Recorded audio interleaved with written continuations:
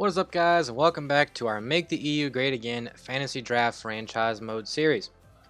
We are in a wildcard spot currently, about halfway through the season, 32 games left, 1 point back from third place in the division, and quite a bit back from first and second. And we're just in a spot where guys are just underperforming compared to my expectations. I expected a guy like Alex Nylander to be absolutely tearing shit up, but he is not quite doing anything of the sort. Here is our player stats. So our new first line is just clicking really well. The second line is not bad, and then the third line's playing pretty well. Winberg is just fantastic. And the fourth line, you can see their stats there. Not the best plus minuses, but they're at least staying afloat.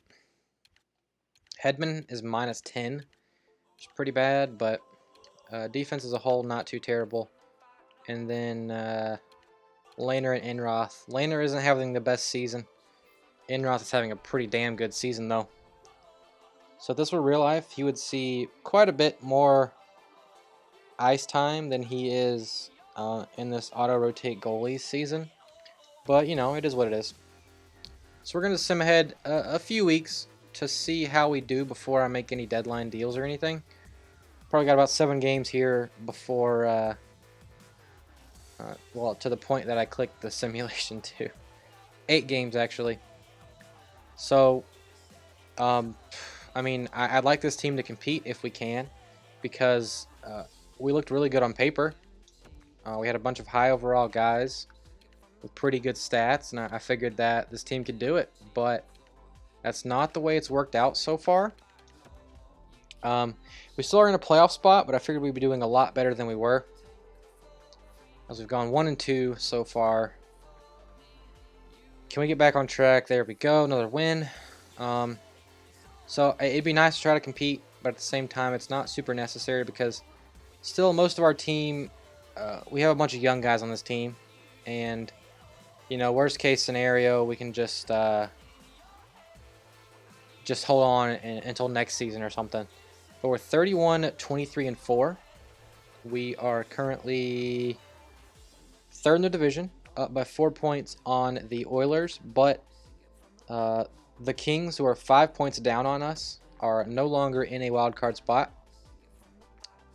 But we're only 13 points back from second in the division, though, so that's certainly reachable if the Kings or the Canucks have a collapse. Not the Kings. Whoever else is at the top, if they have a collapse, we can certainly catch them.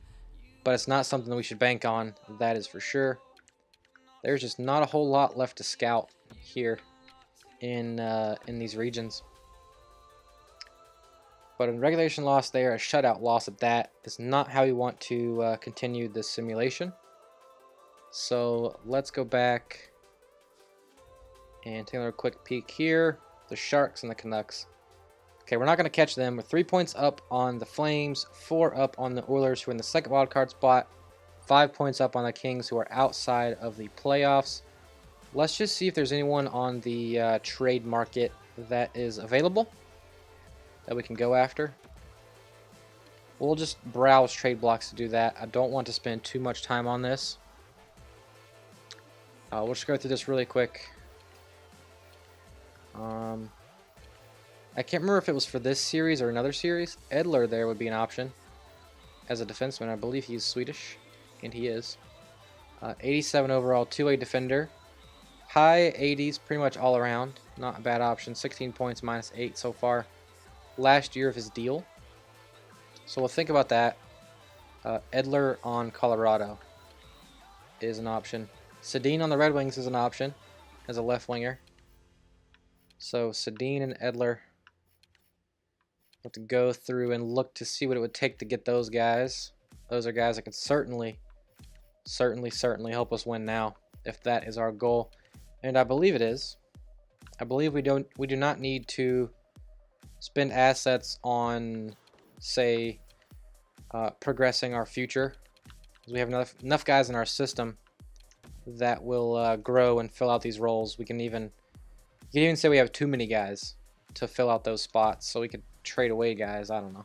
I'm just talking out of my ass right now. So let's look at defensemen, see where we stand. If we picked up a guy like Edler, we'd throw him on the second pairing with Yo Levy most likely. That would leave some of these guys out of their roles. Is Polka top 4 or top 6? Polka is listed as top 4. So that's not the best. Having to throw him down to a smaller role.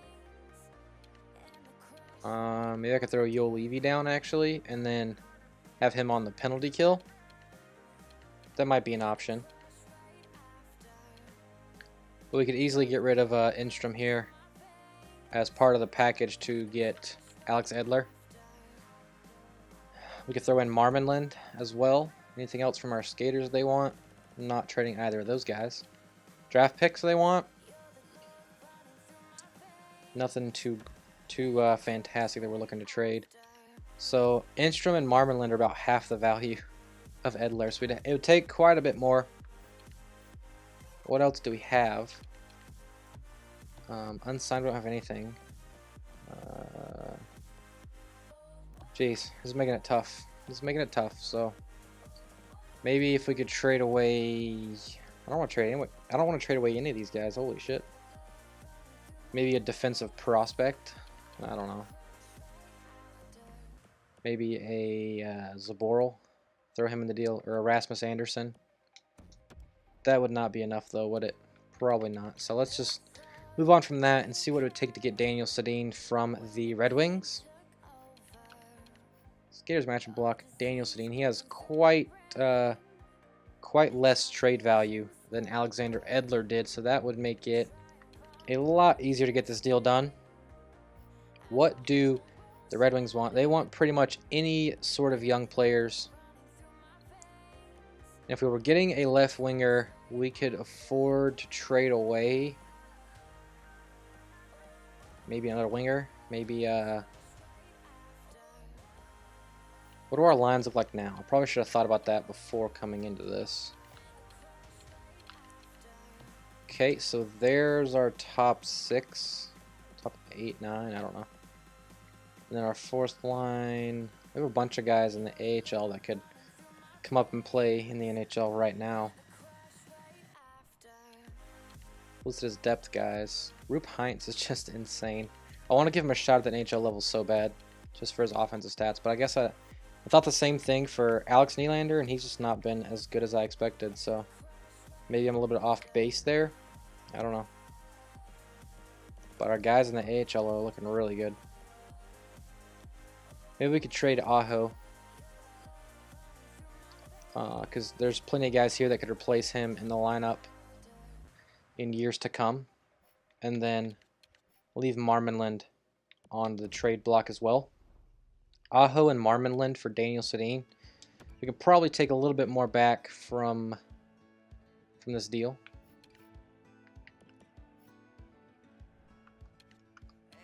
He is checked, but I don't have a need for him, so we'll look at their draft picks, see if we can pick up, you know, like a 4th and a 6th in this deal as well. Give that a shot, see what they say. Trade accepted. So Sam Aho and Marmonland are on their way out, and Daniel Sedin is on his way in. So a big deadline move there for us, trying to get us to compete right now for the Stanley Cup. I did not mean to click best line, son of a bitch. Okay, so the top line is still going to remain the same. Have Nylander there on the second. Daniel Sedin a second liner? Yes, he is. Fiala is listed as third, so we'll move Sedin, Koivu, and Alex Nylander. A couple of veterans with the young gun Nylander. And there's the rest of our lineup. The question is, like, Puljujärvi on the 4th line. Yeah, because all these guys need ice time too. So Wenberg and Dano need extra ice time. Those guys are all fine. Wenberg, Dano, Samuelson, and Puljujärvi need extra ice time. So let's get Wenberg in here on the power play. We want Hampus Lindholm, right? Yeah, okay. So I can put a right-handed guy here. Or right-handed guy here. Put Nylander there. Niederreiter can go. No, we'll put Sedin on the top power play unit. Left-hander, put him there. We have Koivu, pretty good face-offs with Niederreiter over there. So we need 2 right-handed guys. I believe Wenberg's lefty. And he is. But we'll put him in there anyways. And then who's the other guy? On the third line, Dano. We'll put Dano down here in Vilipoka's spot. Dano can go there. He is left-handed as well. We just have a shit ton of left-handed players. But that's just how it is. That is just how it is. Yeah, so many lefties. We only have 4 right-handers on the team. Samuelsson, Puljujärvi, Nylander, and Laine. So let's get Samuelsson and Puljujärvi in on the penalty kill. I had 0 intentions of changing lines live on screen, but we're already halfway through it, so I might as well just continue on. Do we have a better center than Koivu? Is Draisaitl better? We'll stick with Koivu. And then Puljujärvi, that's who. Yeah. Puljujärvi can go in as well. As a 4-star, that's not too bad. And then instead of Kempe, anyone else we can throw in here? Laine's also 4-star. So are those centers. So Sedin. So we'll give Wenberg some extra ice time, because why not? Okay. Defensively, Hedman for sure. Yolivi's not terrible. Could we put somebody else in there instead of Polka? Larson, Enstrom, what are they looking like? Enstrom could do it. We'll put Enstrom in there. Why not? We'll leave Polka on the 3-man PK. Yep, that's fine. Whatever. Okay. Wait, I had Lindholm in that one. Oh, I was doing the 4-man power play, wasn't I? No, I wasn't. I was doing the penalty kill. I'm losing it, guys. I'm losing it. Okay. So that was our trade right there. We brought in Daniel Sedin for the low price of one of our numerous winger prospects alongside of a goaltender we were not going to use either. So let's sim the rest of the season, see how we finish, see if we can finish strong and be in a good spot for the playoffs. We'll go down here first. About a month of simulating here as we play the Ducks twice in a week. They are not too good, so well, fuck me. I say they're not too good, and they beat us 5-1. Great. Another 4-2 loss. Regulation loss to the Montreal Canadiens.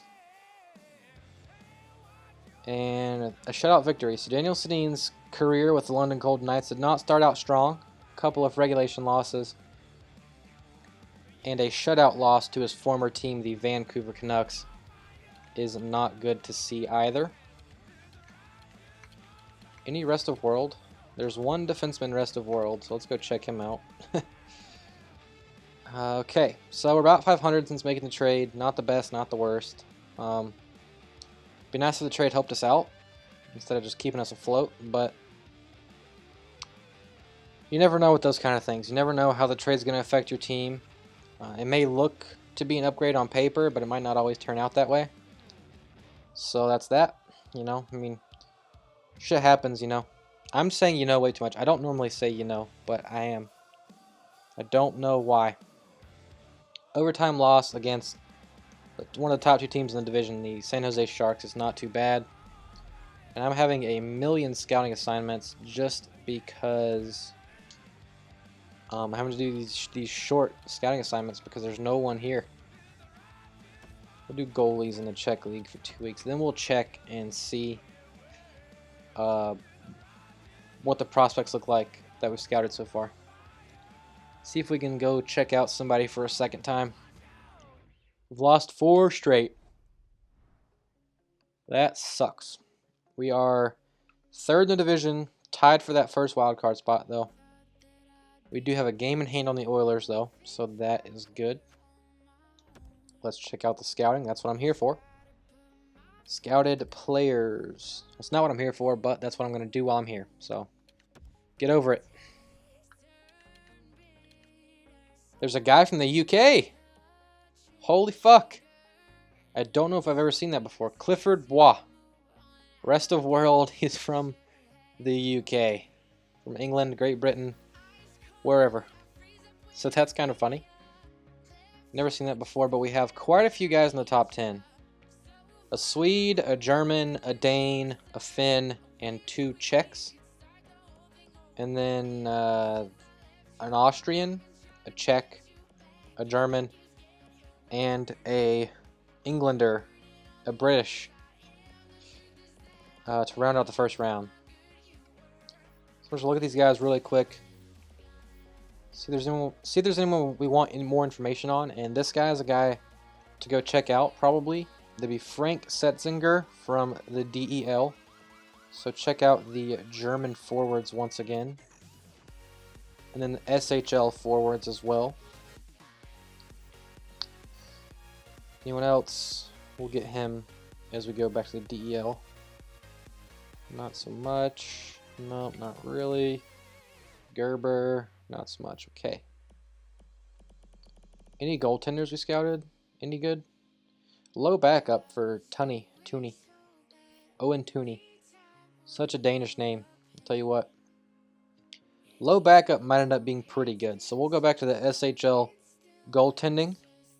We'll also look at DEL forwards and SHL forwards. Okay, so remember that. That's what we will look at for the rest of the season. So scouting, screw the Czech League. We're going back to Germany. German forwards for, we'll go a month. Almost a third of the season. Okay, so let's finish out this simulation, see if we can make the playoffs. If we do, great. If we don't, I guess the bright side is I can finish the scouting in this video.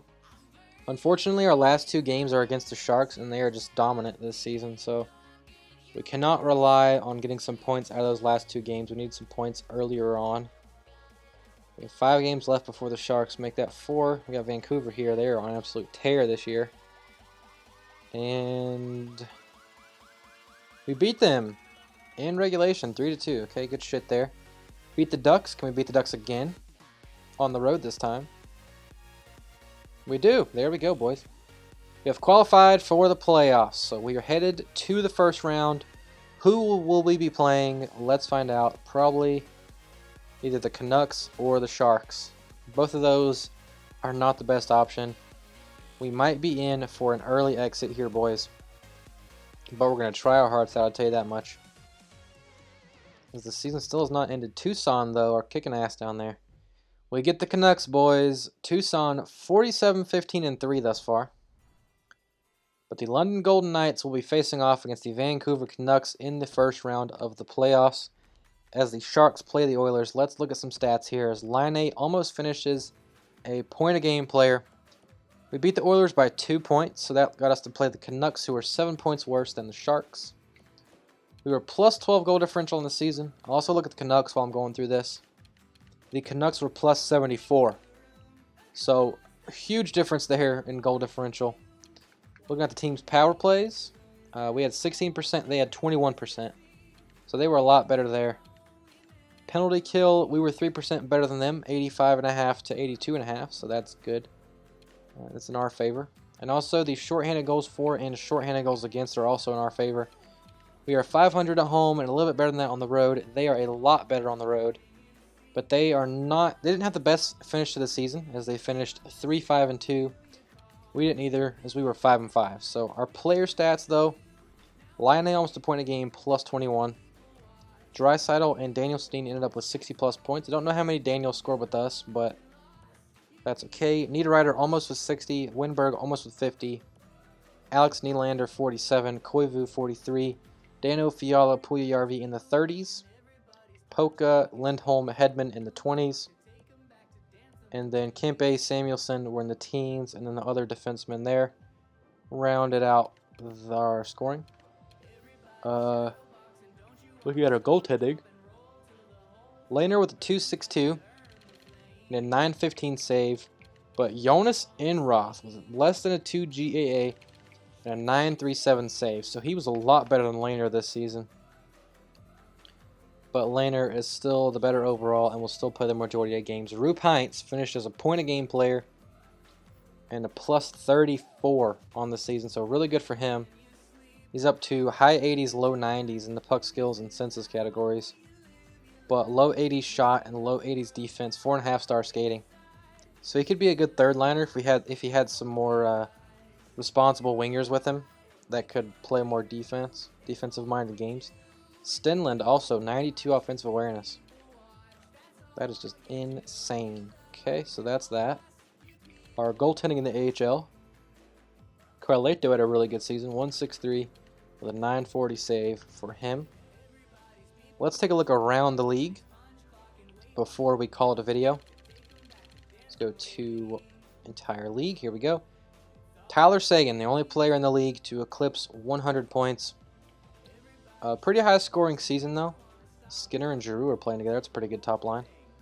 A lot of guys over a point a game. A lot of guys over 90 points.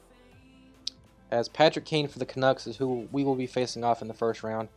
96 overall, 91 points on the year. Holy shit. Okay, so just scrolling through these really quickly. Just want to see if the Canucks appear again. Okay, J.G. Pageau ended up with 83 points in 82 games. That is some crazy shit. Goaltending, however, it'd be nice to see our guy up there, but he's not going to be anywhere close. Robin Lehner. As Enroth had the second best GAA in the league, but Braden Holtby was the best starter. 92.8 save, 215 GAA. Pretty damn good season for him. And rookie skaters, Nylander. Oh, that scared me for a second. I thought this Christoph Berchi was gonna be the guy. Alex Nylander with the most points. Barbashev second. Dalcall third. Okay, so that's that. Will a goaltender take it? Maybe. Comrie had a really good season. Maybe not. Okay. So Fitzpatrick for the Oilers and Comrie for the Panthers. But I don't think they were quite good enough. But who knows? We'll see. Who knows? We'll see. So that's it for this video, guys.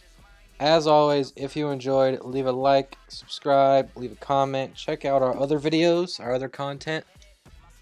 And when we get back, we'll be playing the dominant Vancouver Canucks in the first round of the NHL playoffs.